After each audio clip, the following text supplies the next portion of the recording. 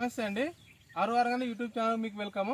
అయితే ఈరోజు మనము బేకింగ్ సోడా ఫార్ములా అనేది మన పొలంకు ఎలా వాడాలి, మళ్ళీ ఇది ఎలా పనిచేస్తుంది అనే దాని గురించి మీకు చెప్తాను.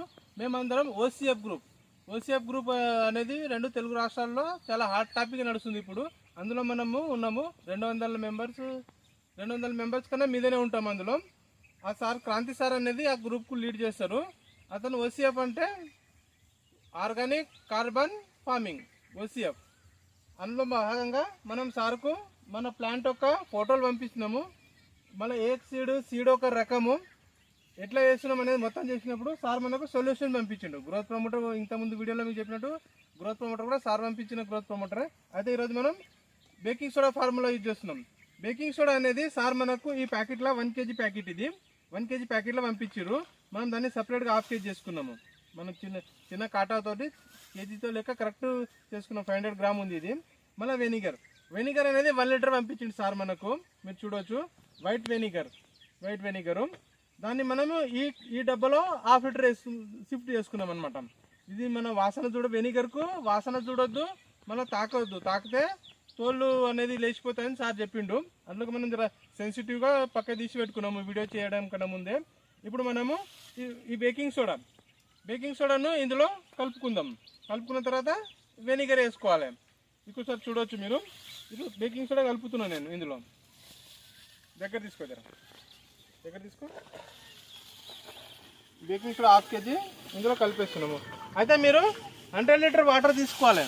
100 లీటర్ వాటర్ ఎందుకు తీసుకోవాలంటే ఈ వైట్ వెనిగర్ వేయగానే ఇది ఏమైతే అంటే పొంగుతుంది అంట. నేను ఫస్ట్ టైం ఇది బేకింగ్ సోడా కలపడము, ఇది పొంగుతుందని చెప్పారు. మనం ప్లాస్టిక్ పైప్ తీసుకున్నాము, ఇలా కలిపేసినాము. ఇప్పుడు baking soda ½ kg baking soda కలిపినాము, తిప్పుకున్నాము. ఇది పొంగుతుందా మళ్ళీ ఏమవుతుంది అనేది ఇప్పుడు మీకు చూద్దాం. ఇప్పుడు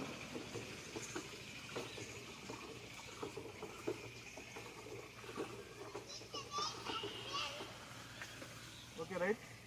ఇప్పుడు ఈ బేకింగ్ సోడా పక్కకు పెట్టేద్దాం. మనం మిగిలిన బేకింగ్ సోడా ఇంకో స్ప్రేకి వాడాలి. ఇది కూడా పక్కకు పెట్టేద్దాము.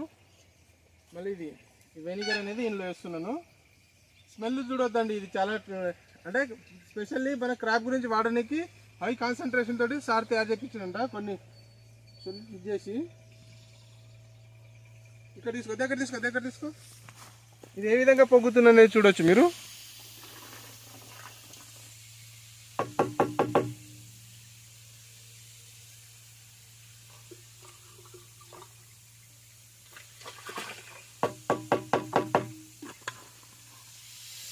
స్మెల్ చూడండి ఏ విధంగా వస్తుంది.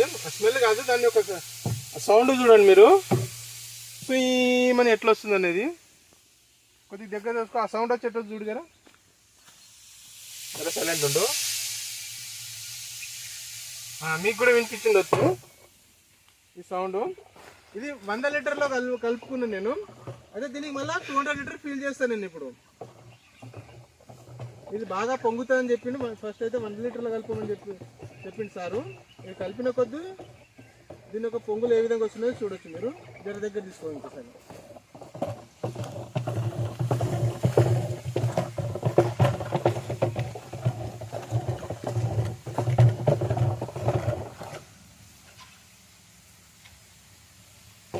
ఈ విధంగా మనం ఈ బేకింగ్ సోడాను వాడుతున్నాం. అదే దీని యొక్క యూజెస్ అనేది సార్ నాకు చెప్పింది. ఎంత గుర్తున్నది అనేది మీకు ఒకసారి రీకాల్ చేస్తాను నేను. ఇది ఒకటి పెస్ట్కు పనిచేస్తుంది, మళ్ళీ గ్రోత్గా కూడా పనిచేస్తుంది. దీనివల్ల కూడా పూత కూడా మంచిగా వస్తుందని చెప్తుంది. పెస్ట్కి ఏ విధంగా కంట్రోల్ చేస్తుంది.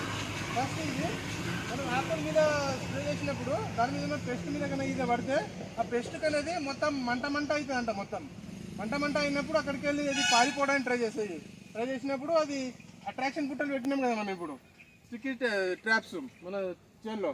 ఆ స్టిక్కీ ట్రాప్ కట్టరాగా ఆడ అతుక్కుంటుంది అనమాట అని సార్ చెప్తుంటాం. దానివల్ల మనం పేస్ట్ని కంట్రోల్ చేస్తుంటాం. దీనివల్ల పేస్ట్ అనేది చనిపోదంట. అది దానికి అనుకూలమైన వాతావరణం లేకుండా దానికి ఇక్కడికి వెళ్ళి పారిపోయేటట్టు చేస్తుంది. ఇలా ఒళ్ళంతా మంట దాని మీద ఇంత చిన్న డ్రాప్ పడ్డా కానీ ఒళ్ళంతా మంట అవుతుందంట. అందుకు అది బతకలేక చచ్చిపోతుంది అనమాట. అంటే కొత్త పేస్ట్ అనేది కొత్త పురుగును జనరేట్ చేయలేదన్నమాట. ఆ విధంగా నేను అర్థం చేసుకున్నాను. ఇంకా మిగతాది మా పొలం గురించి అయితే మీకు ప్రతి వీడియో పెడుతూనే ఉన్నాను నేను. మీరు ఇంకా అప్డేట్స్ మాకు తెలుసుకోవాలంటే మా ఛానల్ని సబ్స్క్రైబ్ చేసుకోండి. థ్యాంక్ యూ అండి.